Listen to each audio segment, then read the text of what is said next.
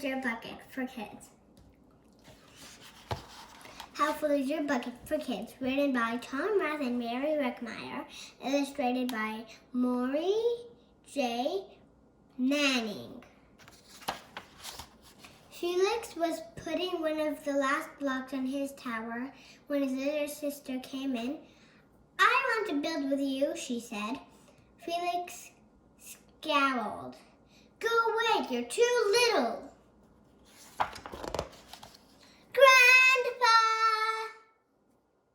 Grandpa shook his head. Felix, you just dipped from your sister's bucket, like everyone else is. Anna has an invisible bucket when it's empty. She feels bad but when it's full, she feels great. Didn't you ever notice your own bucket?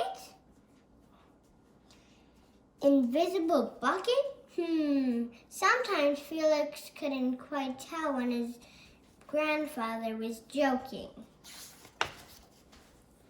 But the next morning, when Felix woke up, there was a small gray bucket floating above his head.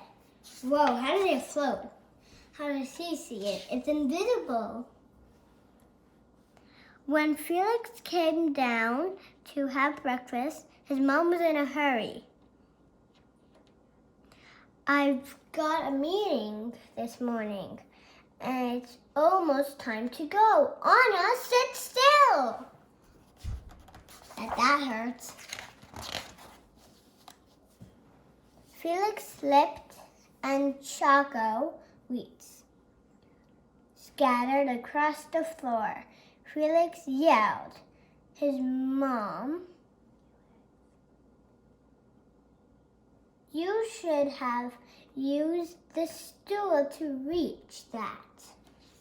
Felix could feel his bucket tip, and big invisible drips slipped out. Drip, drip. Ha ha, Anna laughed as she crunched the cereal with her shoe. Drip.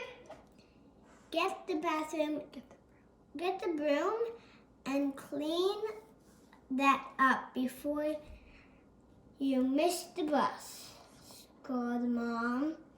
With the school bus honking, Felix quickly swept up the chocolate wheats and grabbed the last blueberry muffin. But before he could even take a bite, Buster jumped up and grabbed the muffin from his hand. Drip. Hey, look at Felix's new backpack. My baby brother has one just like it. Drip. Drip. Psst. Felix. Psst. Watch out, shrimp. Drip, drip. It was still morning, and Felix's bucket felt almost empty.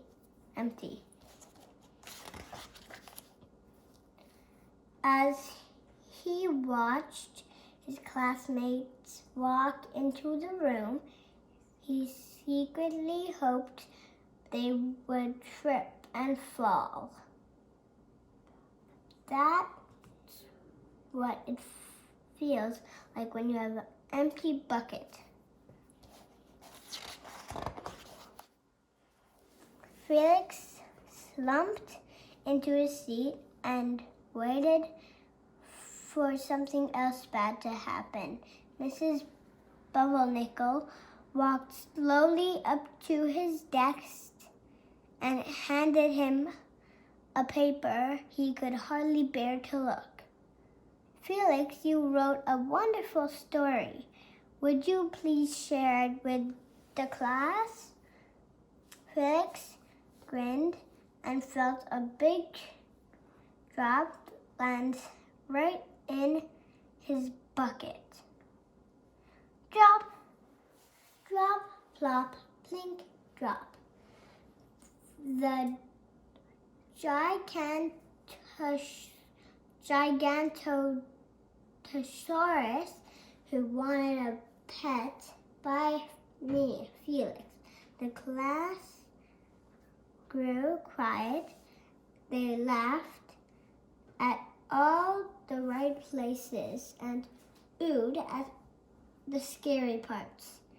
When Felix finally read the end, everyone clapped, even Emily, who sat next to him and didn't usually like dinosaurs. Felix felt a whole shower of drops land in his bucket. Maybe the day wouldn't be so sad after all. So bad after all.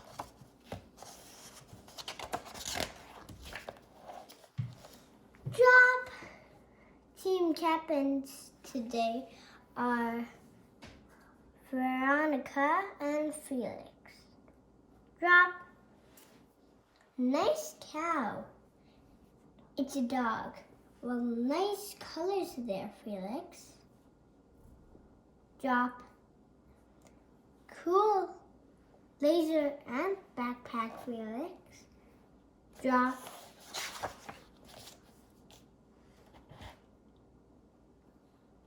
By afternoon, Felix's bucket was nearly full. At recess, when he looked around, Felix suddenly realized that his grandpa was right. Everyone else has a bucket too. Bucket, bucket, bucket, bucket, bucket, all over. Yes, there's all the people in the world. Drop, drop, let me help you. Drop. Here's your basketball catch. Your baseball catch. Drop. Thanks, dude. Drop. Hi, I'm Felix. First day? Drop. Yes, I'm Amir. The strange thing was that for every drop he helped put in someone else's bucket, he felt another drop in his own bucket. It looks full to me. Oh, and look, it looks like a wave.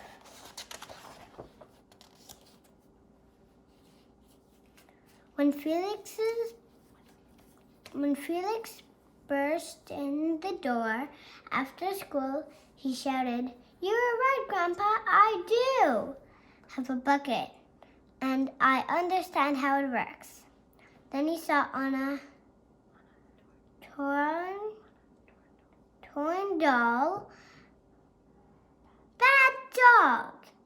He almost scalded, but then he thought dogs might have invisible buckets too. "Your doll will be okay on us," said Felix. "Mom will fix her." Wah! Until then, do you want to help me build the tallest building in the world with my blocks? And so they did. The end. Bye everyone. Subscribe down below.